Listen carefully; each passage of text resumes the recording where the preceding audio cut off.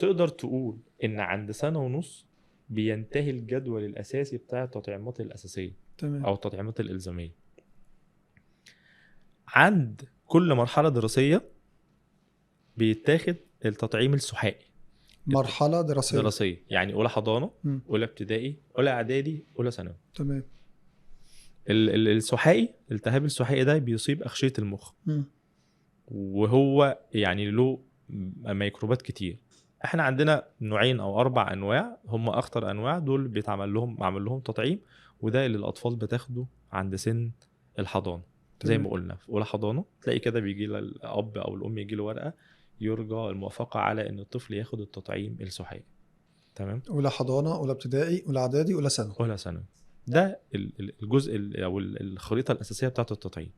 في بقى نقطتين مهمين جدا عايزين نتكلم فيهم. تمام. النقطه الاولانيه، ايه الحاجات الاساسيه اللي انا اعملها بشكل عام في التطعيم، وايه الحاجات اللي انا اخد بالي منها ان الطفل ما ينفعش يتطعم فيها.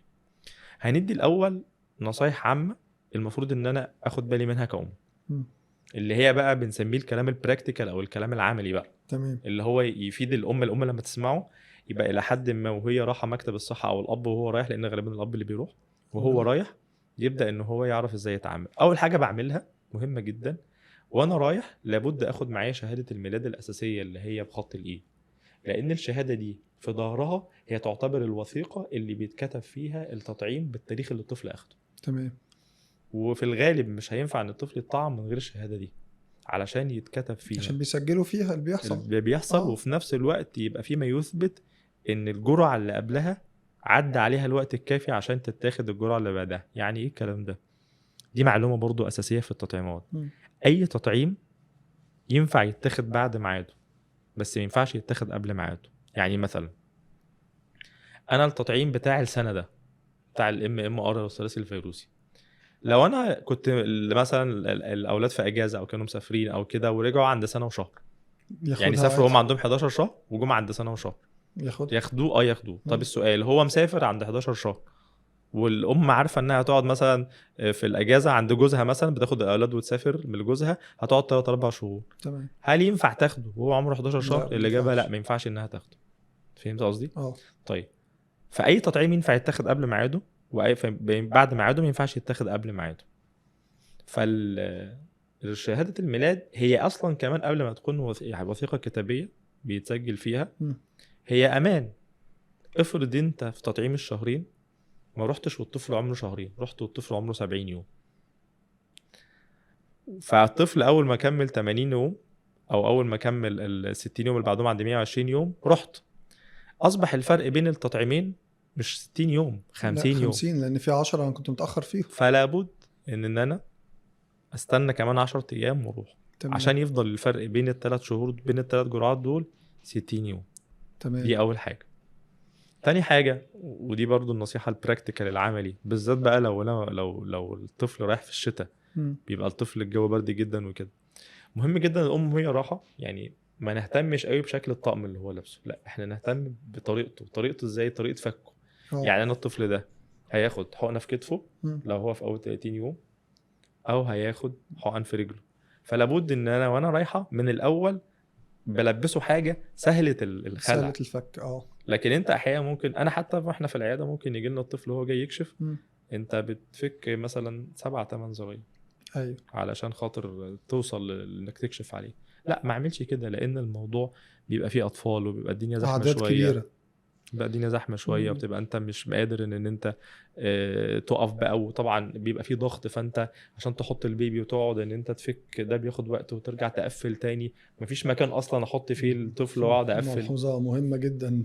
من يعني اه اه، من وحاجة بسيطة يعني محدش اه ياخد باله منها يعني. من داخل جوه الصندوق. ايوه طبعا طبعا. دي نقطه. النقطه الثالثه مهم برضه اخد بالي من القصه دي، احيانا التطعيم ده بيبقى عند يوم التطعيم ده عند الام بيبقى فيه نوع من انواع الفزع، صحيح. انا خايفه من التطعيم وهيحصل كده ومش هيحصل كذا.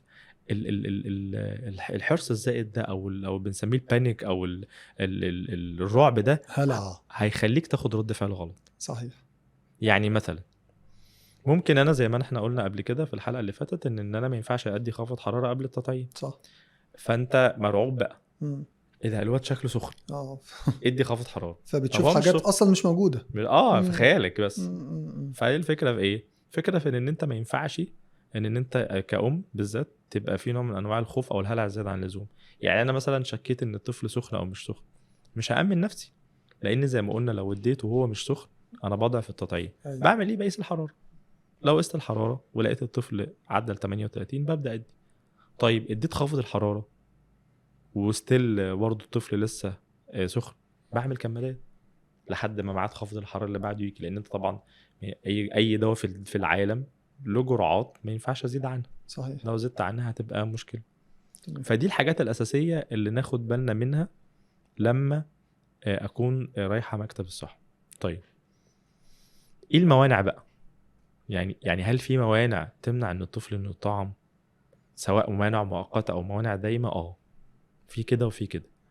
الموانع الدايمه هي الامراض المزمنه، يعني لا قدر الله بقى سرطان او حاجه او الكلام ده، وده ما بيكتشفش في اول سنه، يعني الحاجات دي بتاخد وقت يعني. تمام. لكن خلينا نتكلم على الموانع المؤقته اللي هي لو انا رحت بيها المكتب صحه هبقى كل اللي كلفته المشوار على الفاضي. تمام. فانا لازم ابقى واخده بالي منها. لو في حاجه انا مش عارفه هي منع للتطعيم ولا لا، بروح للدكتور بتاعي وببص عليه وبتاكد ان الطفل متاح انه ياخد او مش متاح. الموانع دي بقى مهم جدا اخد بالي منها، لان هي لو الطفل اتطعم اي تطعيم وهو عنده مانع من الموانع دي هيصاب بالمرض. يعني انت كأنك رحت واديته المرض. ايوه. وهيظهر عليه المرض ذات نفسه. فبدل ما انت بتحميه انت ضريته. ايه اشهر الموانع دي؟ لو حطينا عنوان يعني عريض ونفصل تحته: اي تعب شديد، يعني حرارة شديدة جدا، نزلة معوية شديدة جدا، التهاب رئوي او كحة شديدة جدا، عطس ورشح شديد جدا، اي حاجه شديده زياده عن الحد، زيادة عن المألوف. عن المألوف. يعني لو الطفل حرارته عالية ما ينفعش يتطعم. طب ليه؟ لو قلنا مثلا أمثلة بسيطة، لأن الطفل هياخد التطعيم بنسبة كبيرة هيحصل له الحرارة هتعلى، فلما الحرارة تعلى عن ما هي عالية هيخش في مرحلة التشنجات، والتشنجات دي طبعا كل الناس عارفة إن هي خطر على المخ. طيب لو أنا عندي التهاب، لو طفل عنده التهاب رئوي أو عنده دور كحة شديد جدا، أنت رايح تطعمه أصلا ضد ميكروبات هي بتهاجم علاقه بالتنفس، الجهاز التنفسي. فلما تيجي تهاجم الجهاز التنفسي وهو ضعيف اصلا هو مستعد يستقبل اي حاجه. فهيستقبل الميكروب. مم. طيب لو فيها دور انفلونزا شديده، الفيروسات بشكل عام من الحاجات اللي بتضعف المناعه خالص. طيب دي الامراض. طيب انا انا ابني بيرشح ومش عارفه ده مانع للتطعيم ولا مش مانع، بعمل ايه؟ زي ما قلنا بنروح للدكتور لو الموضوع مش واضح. طب لو الموضوع واضح تماما زي ما قلنا بقى من اللي احنا رصيناه خلاص. طيب من الموانع التانية المؤقتة هي أدوية معينة على رأسها أدوية الكورتيزونات. تمام. لو الطفل بياخد كورتيزونات، وده بيبقى غالبا في الأطفال اللي عندها حساسية صدر، فالطفل ممكن الدكتور يكتب له جرعة كورتيزون. الجرعة دي المفروض عشان تهدي الالتهاب أو الحساسية اللي موجودة عنده تماما وهو بياخد الدواء ده، أو بعد ما يوقفه على طول. ده غير متاح إنه يطعم لو فرضنا إن كان في ميعاد تطعيم في الوقت ده.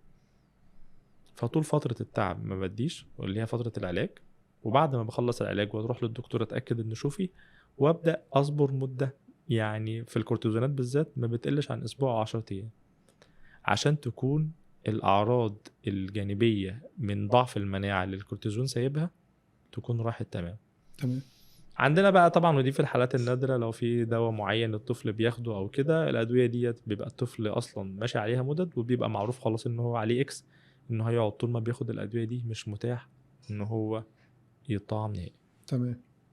كده خلاص الموانع خلصت كده خلصنا يعتبر الموانع. طيب يعني كده مع الموانع لما خلصت احنا يعتبر خلصنا التطعيمات الاساسيه كلها. بالظبط. لسه بقى هنفتح مجال تاني للتطعيمات التكميليه، بس دي هتحتاج حلقه كبيره بقى، ولا ممكن اكتر من حلقه. خلينا نكتفي كده بالتطعيمات الاساسيه، بس احنا نحافظ عليها يعني ان شاء الله. خلاص نتقابل في التطعيمات التكميليه بقى. ان شاء الله. نشوفك على خير. مع السلامه.